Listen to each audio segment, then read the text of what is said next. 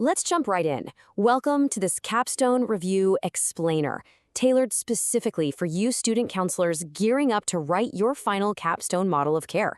We're bringing together 14 weeks of incredibly rich, foundational concepts from your Introduction to Biblical Counseling course.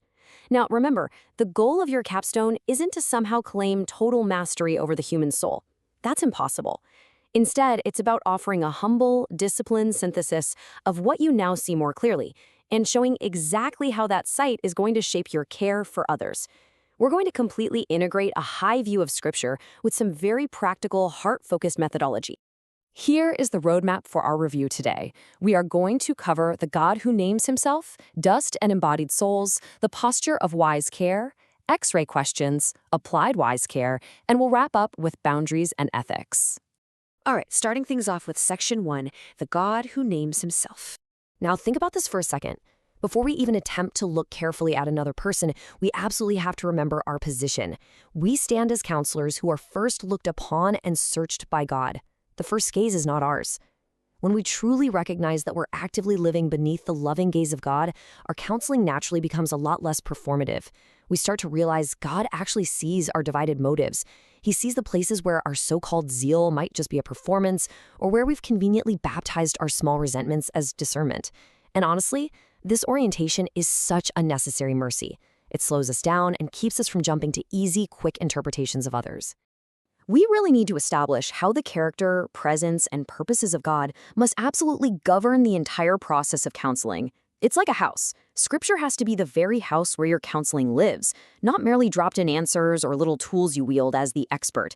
If you're just using Scripture as a decorative proof text, pasting it on only after you've already formed your real advice from somewhere else, you are essentially just using it as a slogan, or worse, a club.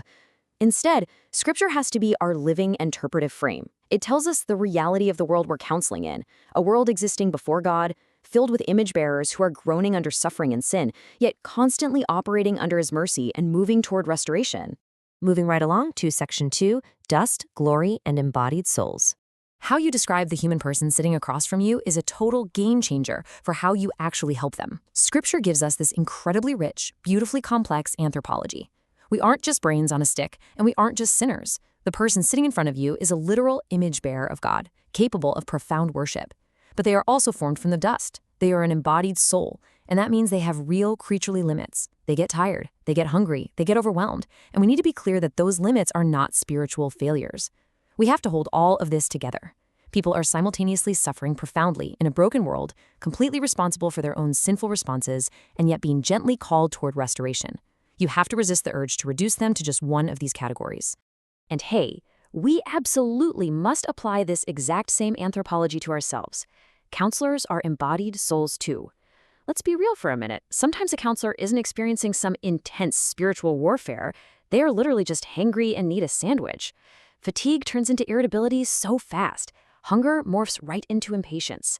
A counselor who is operating with a highly activated nervous system is almost always going to mistake their own internal anxiety for an urgent need to interpret the counselee. We might try to dress it up and call it burden-bearing, but a lot of the time, it is just adrenalized driving. The body tells the truth, even when our ideals try to negotiate a much more heroic story. All right, that brings us to Section 3, the posture of wise care. Moving from humble listening all the way to a scripture-stepped interpretation requires a very deliberate sequence. And I really want you to notice something here. Interpretation is step 3. It is not step 1. True listening is actually the refusal to make another person small enough to manage quickly. If we take someone's words, rapidly fold them into our preferred comfortable theological categories, and fire back an answer before we have actually received the person, that's a kind of theft. It really is. We have to listen, clarify what we've actually heard, and only then do we bring Scripture as a light to interpret the struggle, moving carefully into spoken care and modest practice. A hurried counselor can completely miss a person's suffering in their rush to just fix the theology. We need to be constantly asking ourselves, what does it look like to offer compassionate comfort before we attempt to correct or reorient? If someone comes to us with anxiety and we answer them with impatience, we have completely failed to imitate Jesus. He reasons so tenderly with anxious people. We really must meet people right in the reality of their suffering before we ever ask them to change their steps. Let's dive into Section 4, X-ray questions in practice. I love this analogy. We want to use our questions like a lamp held softly near a doorway, just helping a person notice what is already hanging out in their own heart, their desires, their deep fears. We must completely avoid the harshness of a crowbar. An X-ray question is designed to practice charitable curiosity under love. It is never, ever meant to be used as spiritual surveillance or some kind of intense interrogation where the counselor is just standing above the struggle, looking down on the person.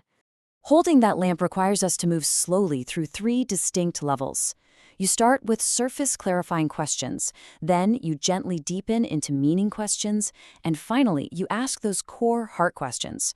By utilizing this kind of non-interrogative curiosity, we wait, and as we wait, we discover what the person is actually functionally trusting. Someone might profess absolute trust in God, but functionally, they might be taking refuge in control or approval, or just pure escape when the day gets too heavy. Good, patient questions help them see this reality for themselves without putting them on the defensive. Okay, let's see this in action with Section 5, Applied Wise Care. Let's look at a practical application, the defensive helper. On the surface, you've got a volunteer who is warm until questioned, and then suddenly they shift blame and get incredibly defensive. But remember our steps. We don't just attack that surface behavior. We want to move to a heart-level question. What specific shield is being lifted here because this person is terrified of exposure? Then we move to scriptural care. By using Matthew chapter 7, we can provide both light and comfort. Our goal is not to humiliate them for being defensive. Instead, we want to gently invite that shield down by placing a safe refuge right next to the truth. Finally, we arrive at Section 6, Boundaries, Ethics, and Referrals. A wise counselor knows exactly where their role ends. Think back to our anthropology. People are embodied souls. Just as God met the despairing prophet Elijah under the broom tree in 1 Kings 19 with sleep and food before they had any kind of deeper theological conversation, we absolutely must recognize physical realities. Sometimes, you guys, the most deeply spiritual next step isn't intense biblical analysis at all. Sometimes it's a clinical referral, it's a medical consultation, it's addressing a severe safety issue, or sometimes it's literally just telling the person to go take a nap and eat a hot meal. We cannot over-spiritualize human struggle. As you finalize your capsule model of care, I want to leave you with this pretty piercing reflection. The soul is not helped well when the counselor is actively avoiding the very light they prescribe to others. Before we try to remove the speck from someone else's eye, we've got to notice the log in our own. Let the Spirit's kindness reorder you first. When you do that, your care for others becomes a whole lot less performative and so much more tenderly true. God bless you as you finish up these capstones.